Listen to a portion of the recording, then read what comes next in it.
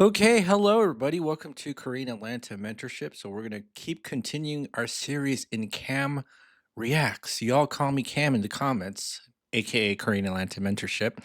And I had this video pop up in my feed from a channel called Final Expense Telesales. Now, I don't know if you're aware of David Duford, but he's like the biggest final expense insurance guy on YouTube. But this one I think is a prominent channel as well and relatively recent. And she is apparently a top producer of Final Expense Telesales. And I looked at her website, and I think she said she was like the top 1% sales in many industries that she's been in. So obviously, she's very experienced, very knowledgeable. And then I just had this video pop up. So let's go ahead and watch it together. Hi, everyone. I didn't write anything out. I don't have a planned script I'm reading. So I just wanted to be as real and authentic to you as I know how to be. But I wanted to get ahead of the rumors that are going to inevitably start.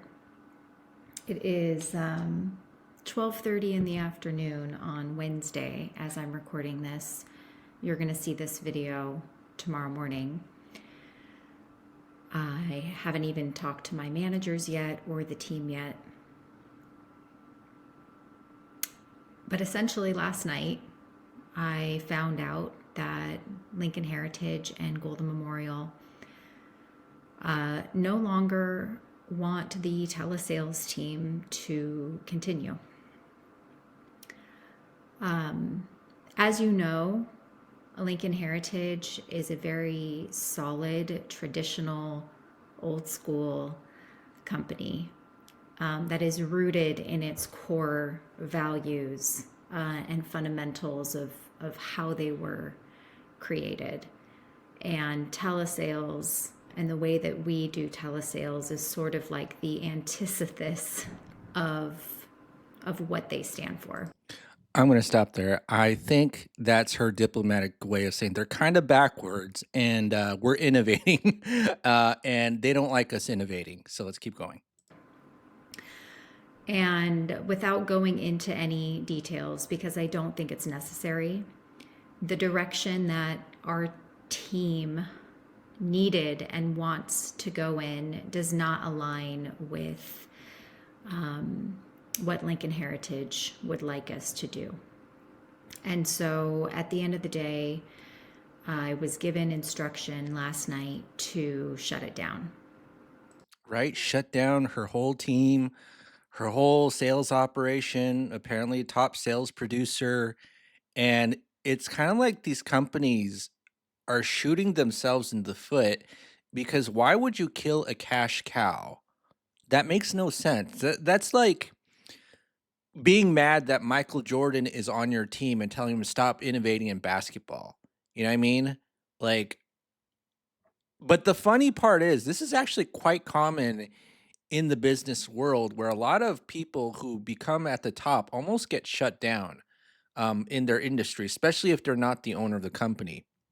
In fact, I would say that Michael Jordan being able to flourish in his field for so many years is the exception, not because there are not other Michael Jordans in the field, but because the would-be Michael Jordans eventually get, they kinda get suppressed. I don't know if there's a better way to say it, but they kinda get, squashed down by quote, "the man." So it's kinda like, "Hey, you're making all the sales for us, we don't want you to do what you're doing anymore." It's like, that's kinda weird, isn't it? Like, am I the only person who thinks that's effing weird? Like, if I owned an insurance company and I saw like a group of people um, working their butt, hustling, and they're making a lot of money for me, I would like keep doing what you're doing as long as it's not illegal, right? So let's keep going. So listen, I have nothing bad to say about Lincoln or Golden Memorial. Well, her eyes tell a different story. I mean it looks like she's about to cry, and why not? You put your heart and soul into something, into doing the best, and it wasn't appreciated. And I think that for any, and this is a warning for any top performer, you have to do your best only for yourself. And sometimes what happens is that if you do too well in anything, it almost becomes a threat to the so-called people in charge, right? And so happens all the time, not just in insurance sales, just happens in the world, right? This is a general power struggle dynamics that you see throughout many fields, including, let's say, things you would think would be a little bit more neutral, like government or maybe academia, but it happens all the time. I've enjoyed every single minute and every single day building this team and building this audience, um, and helping you guys learn and grow in your sales journey, whether you wanted to be on my team or not. It's been so fun. And I still think that Lincoln Heritage is an amazing company, and I love everything about what they stand for and the work that they do to protect families. Um, they really are an excellent company, and I love everybody that works there. And for whatever reason, they were just not ready for me. That's kind of how I'm looking at it. Kind of like ahead of my time when it comes to that particular company. I agree. No doubt about it. If you're the best in your field and people shut you down, that's essentially what it was, right? So I agree. Um, so I don't know what I'm going to do next. I don't I don't know if I'm going to stay in insurance.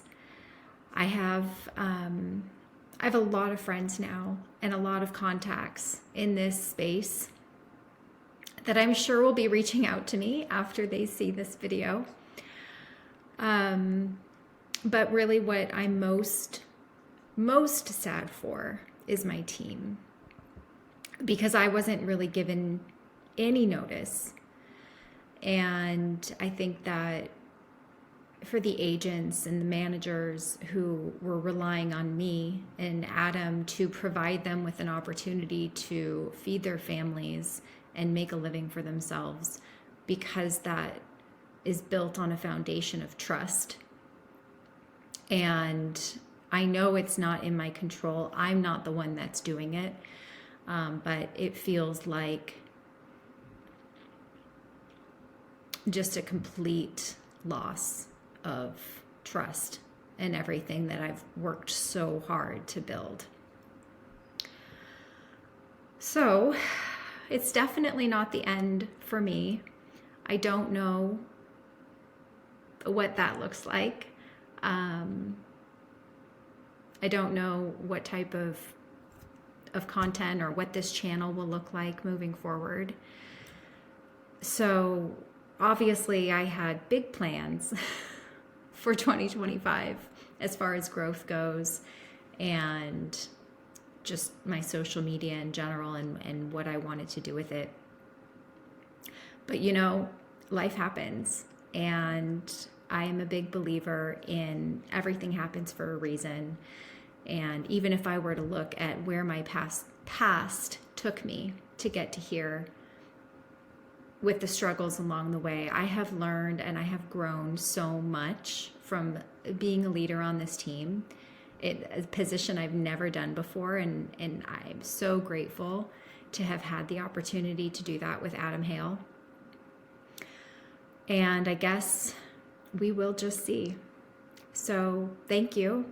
Thank you so much for believing in me, for supporting me, for wanting to work with me, and for trusting me to help you guys be as strong of a sales professional as you can be, so that you can help more clients. I guess that's all I have to say, and this is goodbye for now. Okay. Well, based on her accomplishments and resume, I do agree with her. I think she will be fine. But this is a dynamic we have to understand. of when we are excellent at what we do, and a lot of people don't talk about this. In fact, the only place that I've really seen talk about this is kind of like the book, The 48 Laws of Power. And I asked ChatGPT, is it just me? And this is how you kind of use ChatGPT as a therapy device, especially if you've been burned as a top performer, right? You see, is it just me, or do insurance companies seem to resent their top performers? You're not alone in feeling this way. So let's go ahead and read it. You're not alone in feeling that way. It's a sentiment shared by many top performers across various industries, not just insurance. This often boils down to a combination of factors. 1. Higher payouts create financial strain. Top performers often earn higher commissions, bonuses, or other financial incentives, which can make them seem like a financial liability rather than an asset to the company. This is especially true in insurance, where the payout structures are tightly linked to profitability. 2. Challenging the status quo. Top performers sometimes push boundaries, whether by advocating for better policies, pointing out inefficiencies, or requesting more resources to scale their success.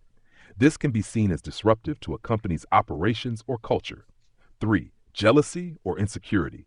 Within the organization, managers or peers may feel threatened by a top performer's success. This can lead to passive resistance or outright resentment, even if it's not intentional. 4. Pressure to maintain performance. Once you're a top performer, the expectations skyrocket. Instead of celebrating past achievements, companies may focus on what's next, applying relentless pressure to maintain or exceed results. This can make it feel like your efforts are underappreciated. 5. Misalignment of priorities. If a company is more focused on maintaining an even playing field rather than nurturing individual excellence, top performers may feel sidelined in favor of mediocrity. This can happen in organizations where policies prioritize collective outcomes over individual success. How to navigate this? Find allies. Seek out mentors or colleagues who understand your value and can advocate for you internally. Document your impact. Keep records of your contributions and results to counter any perception that your success isn't earned. Consider alignment. If the company culture or leadership doesn't appreciate top performers, it may be worth exploring opportunities elsewhere where your success will be celebrated. Have you noticed specific behaviors or policies that make you feel this way? Okay, so you know what's really crazy? The higher payouts. Well, the reason why you're paying higher is because they're making you a ton of money.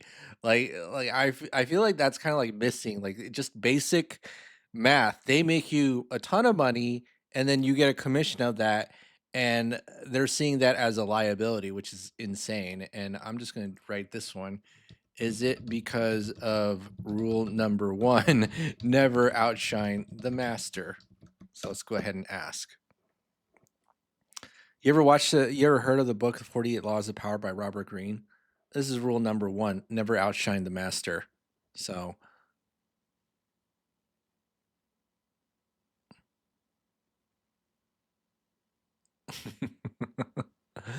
oh man, ChatGPT's showing me how to be Machiavellian.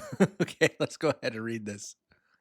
Yes, the dynamic you're describing aligns closely with the idea behind Rule 1, Never Outshine the Master, from the 48 Laws of Power by Robert Greene.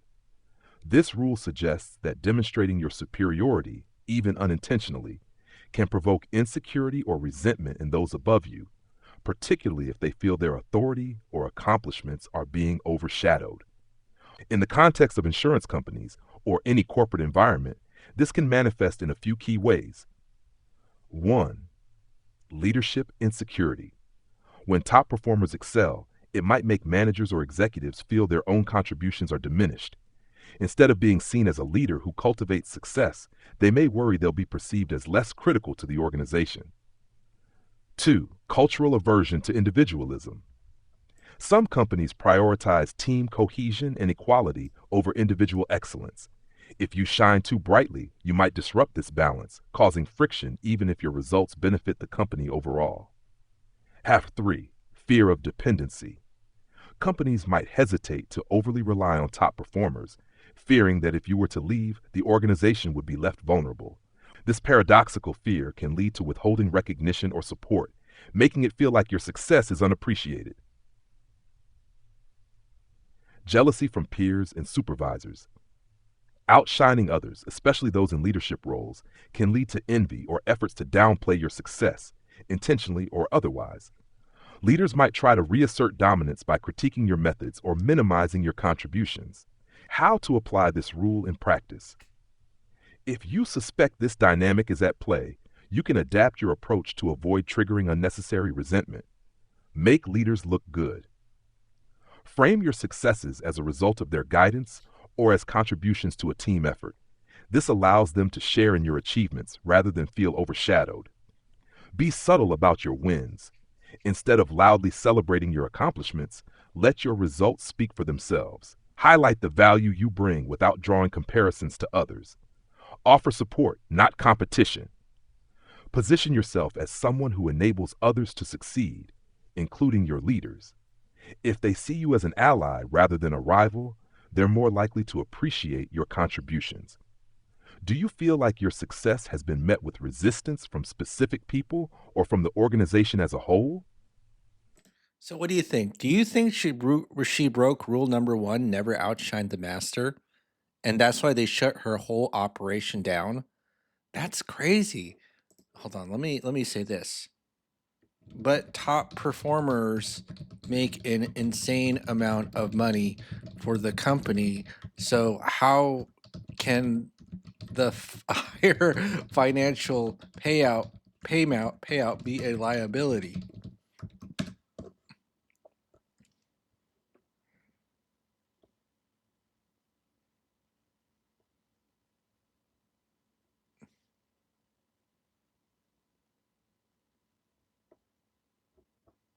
All right, let's go ahead and ooh, golden goose. I like that.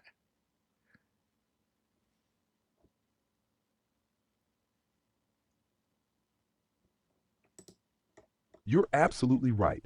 Top performers often bring in far more revenue than they cost the company. From a logical standpoint, they're a tremendous asset. However, the perception of them as a liability is rooted more in emotional, cultural, and managerial dynamics than pure financial logic. Here's how this disconnect can occur. 1. Short-term thinking. Some companies focus on immediate expenses rather than the long-term value top performers generate. High commissions, bonuses, or other rewards can feel like large payouts that overshadow the bigger picture of profitability. This short-sighted mindset can make leadership view these payouts as a cost rather than an investment. 2. Profit margin sensitivity. In industries like insurance, profit margins can be razor thin. When a top performer earns a substantial share of the profits via commissions, it might feel like they're taking too much of the pie, even if the total pie is much bigger because of their work. Power dynamics. When top performers make a lot of money, it can shift the balance of power. If a high-performing salesperson or agent earns more than their manager or even the executives, it can create resentment or fear of dependency. The company may worry that the performer holds too much leverage and could leave, taking their skills and perhaps clients with them. 4. Unequal compensation structures. Top performers can unintentionally highlight inefficiencies in the compensation structure. When their success outpaces others by a wide margin, it might lead to complaints from peers or pressure to equalize rewards, even if the disparity is entirely justified. This tension can create organizational friction. 5. Cultural misalignment. Some companies operate with a scarcity mindset or emphasize collective contributions over individual rewards. In such environments, top performers are seen as disrupting the cultural balance, leading to subtle or overt resentment, even if they're driving the bulk of the revenue.